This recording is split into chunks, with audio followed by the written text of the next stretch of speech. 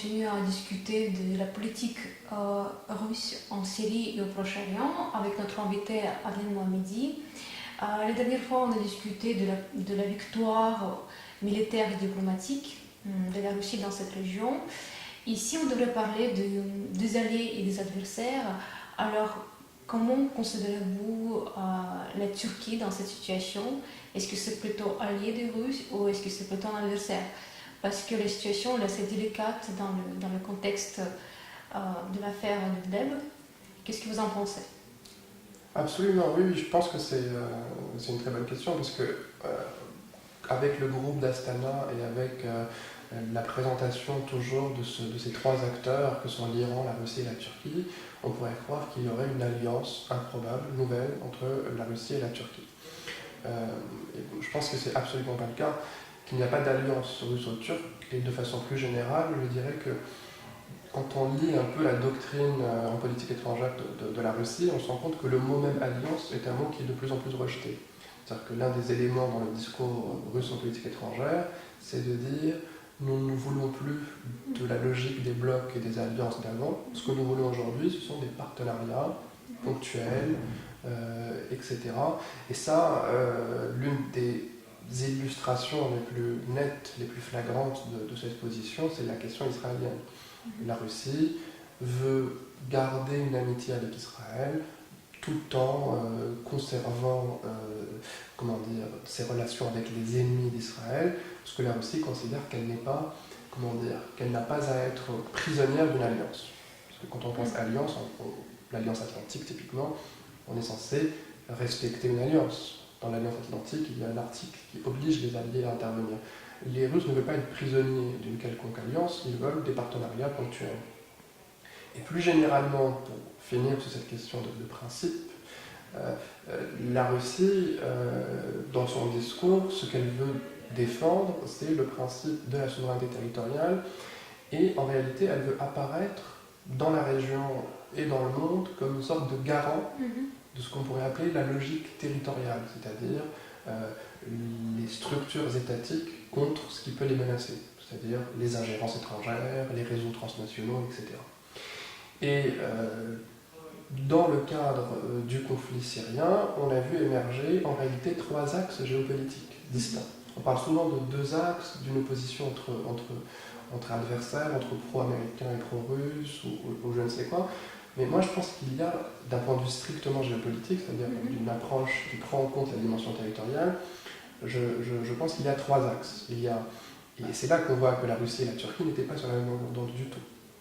La Turquie représente un axe géopolitique qu'on pourrait qualifier d'axe islamo-réformateur, c'est-à-dire l'axe des frères musulmans. La Turquie et le Qatar sont les deux États qui soutiennent le plus le réseau des frères musulmans. Donc ça, c'est le premier point. Le deuxième point, c'est le deuxième axe géopolitique, c'est l'axe qu'on pourrait qualifier d'axe, entre guillemets, de la modération, qui se définit comme un axe de la modération. C'est l'axe représenté par les Saoudiens, les Émirats arabes unis, et qui est très proche de Washington, surtout depuis l'arrivée au pouvoir de Donald Trump. Et le troisième axe géopolitique, c'est ce qu'on appelle, entre guillemets, toujours l'axe de la résistance, qui est représenté par Damas, Téhéran et le Hezbollah. Et il se trouve que dans le cadre du conflit syrien, la Russie a aidé, de fait, l'axe de la résistance à gagner face aux Turcs, face aux Saoudiens, etc. Sauf qu'une fois que la victoire a été acquise, que l'axe de la résistance a gagné sur le sol syrien, la Russie a voulu s'ouvrir aux autres axes, évidemment. Alors, le rapprochement concerne le plus évident celui de la Turquie, dont on parle, mais ça concerne aussi les Émirats arabes unis, l'Arabie saoudite, avec qui la Russie entretient des relations très cordiales aujourd'hui, beaucoup plus cordiales qu'il y a quelques années. Alors, donc on peut dire que d'un point de vue géopolitique ou d'un point de vue même idéologique ou politique, on va dire, la Russie et la Turquie ont de sérieux points de divergence. Le soutien apporté par la Turquie aux frères musulmans, c'est un vrai problème pour la Russie. La Russie a soutenu le coup d'État du maréchal Al-Sisi en Égypte. La Turquie entretient aujourd'hui de très mauvaises relations avec les Égyptiens et soutient encore les frères musulmans. Donc on a de véritables divergences. Le tournant, c'est en réalité honnêtement, le vrai tournant, c'est la victoire militaire écrasante de la Russie. Une fois que la Russie a gagné, elle est devenue très audible. C'est souvent comme ça d'ailleurs. Le vainqueur est écouté. Le vainqueur sur le sol syrien a été la Russie, elle a été écoutée, et en 2017, on a vu émerger véritablement ce trio, ce triptyque formé par les Iraniens, les Turcs et les Russes, c'est-à-dire trois acteurs qui ne sont pas d'accord sur tout, mais qui veulent être associés à la solution, à la pacification de la Syrie, chacun ayant ses propres intérêts, chacun surveillant ses propres intérêts directs. Et l'intérêt de la Turquie, évidemment, c'est sa frontière directe, c'est Idlib, et c'est la question kurde. Et la Russie a aidé doublement la Turquie. Alors effectivement, quand il y a un rapprochement, il faut qu'il y ait un échange. Il faut que les deux acteurs puissent donner quelque chose. Alors, d'un côté, la Russie a laissé faire la Turquie à Afrin, par exemple, ce qui a été une offensive militaire assez forte, assez importante contre les combattants kurdes. Et de l'autre, la Turquie a accepté de renoncer à son objectif premier, qui était celui de placer les frères musulmans en position de l'emporter en Syrie, en position plutôt d'évincer le régime actuel. Donc il y a eu une sorte d'échange de bons procédés entre les deux puissances sur le terrain. Et aujourd'hui, on voit ces transactions, ces négociations entre les deux pays toujours à l'œuvre dans le cadre de l'affaire d'Idlib, puisque aujourd'hui, c'est quand même grâce à un accord russo-turc. Donc là encore, on est bien avant le sommet d'Istanbul. L'accord russo-turc sur Idlib s'est fait bien avant le sommet d'Istanbul. C'est-à-dire que même là, tout s'est fait quand même entre les principaux concernés. C'est-à-dire que Paris et Berlin, en réalité, demeurent globalement sur ces questions concrètes des spectateurs.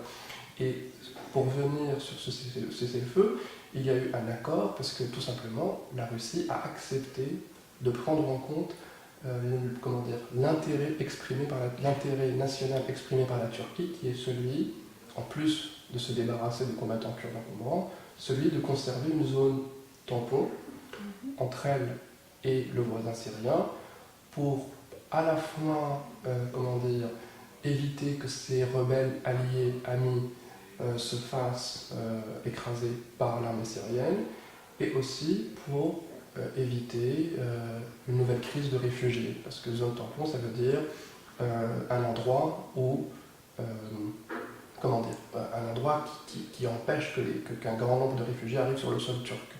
Donc en réalité, aujourd'hui, le partenariat russo-turc est là, on est là, et la mission de la Russie auprès de la Turquie, c'est d'empêcher le pouvoir syrien de revenir à Idlib.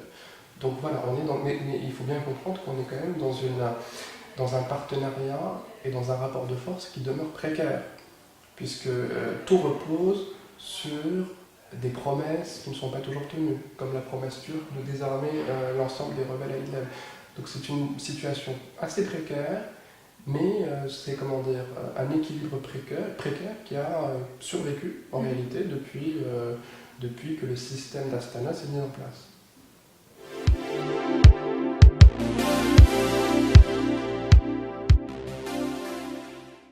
Quel impact aura cette victoire de la Russie ou ce pari gagné de la Russie sur son positionnement dans les régions Proche-Orient? Alors, c'est difficile à dire. C'est pour ça que je parlais tout à l'heure de cette dialectique entre le confort de la victoire et les difficultés justement de la paix. Mais est-ce qu'il y a peut-être une nouvelle percée dans la région? Oui, absolument. De toutes les manières, comme je le disais, la Russie apparaît comme une sorte de puissance, et c'est le but,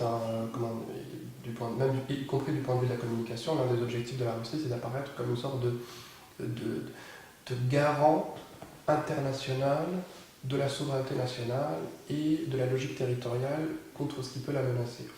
Donc de ce point de vue, en termes d'image, la Russie a beaucoup gagné.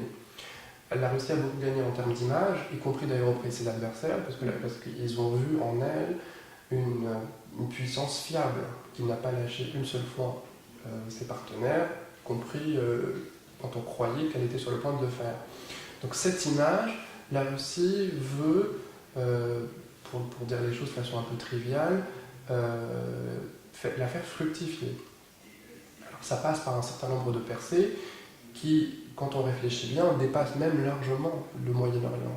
Aujourd'hui, ce qui choque le plus dans l'actualité, c'est le rôle improbable que joue la Russie en Centrafrique, ce qui pose beaucoup de problèmes à la diplomatie française, parce que la Russie apparaît comme le défenseur du président centrafricain, de l'armée centrafricaine, etc.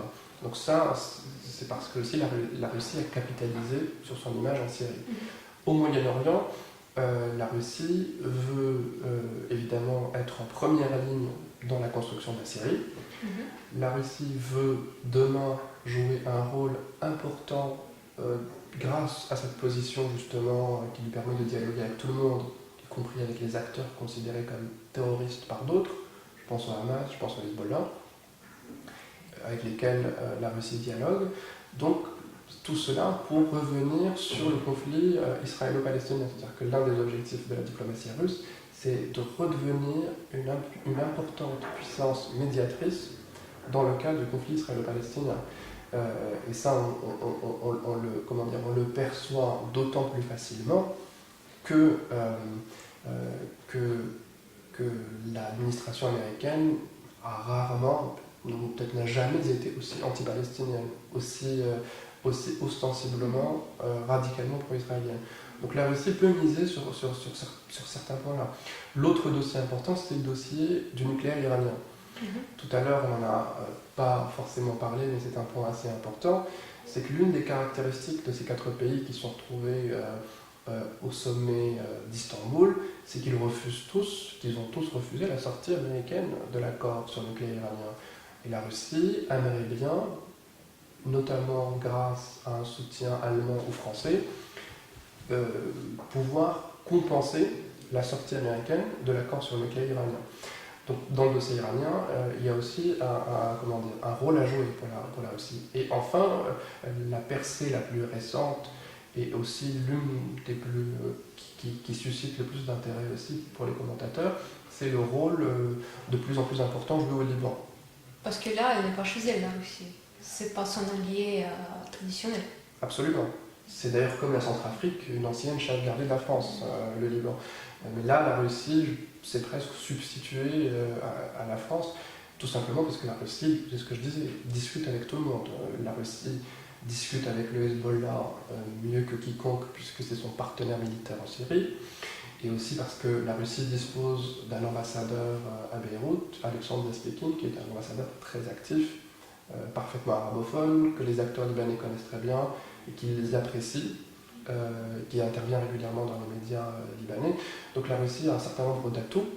Alors pour l'anecdote, historiquement, la Russie n'a jamais joué un rôle au Liban, mais selon certaines rumeurs, on dit que les soviétiques auraient permis l'élection de Suleyman Frangileh, un président libanais en 1970, à cause d'un différend militaire, etc. Et que les soviétiques à l'époque avaient poussé leurs amis sur le terrain à empêcher son rival d'être élu. Ça, c'est pour l'anecdote, c'est-à-dire qu'effectivement, à l'époque soviétique, la Russie avait un rôle assez important au Liban. À l'époque d'Andropov aussi, au début des années 80, les soviétiques ont joué un rôle décisif dans le cadre de la guerre civile libanaise, puisqu'ils ont permis aux Syriens déjà à l'époque de sauver la face à Israël en 1982-1983. Donc historiquement, la Russie a une petite expérience libanaise, a des partenaires libanais, mais ce qui change aujourd'hui, c'est que la Russie s'appuie sur de nouveaux partenaires, de nouveaux acteurs qui s'avèrent être les acteurs les plus importants dans l'échiquier politique libanais, c'est-à-dire le parti politique du président libanais, Michel Aoun, le courant patriotique libre, et de l'autre, évidemment, son principal allié libanais, c'est-à-dire le Hezbollah. Donc ça, c'est assez important à signaler. Alors, par quoi ça passe concrètement? Concrètement, ça passe par 2 choses, on va dire, à la fois. C'est que d'un côté, il y a le partenariat avec les acteurs eux-mêmes, puisque le système libanais impose ce genre de pratique.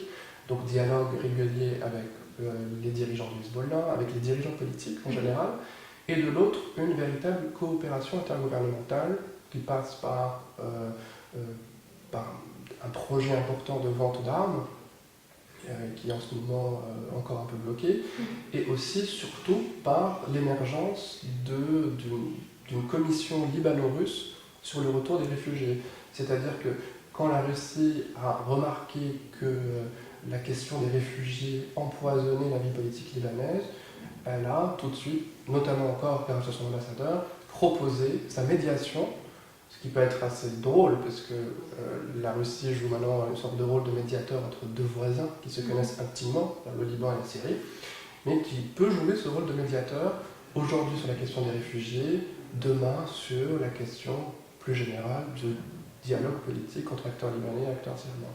Donc ça, c'est une percée aussi assez importante à Et pas si évidente. Et pas si évidente, c'est vrai qu'on ne s'y attend pas du tout.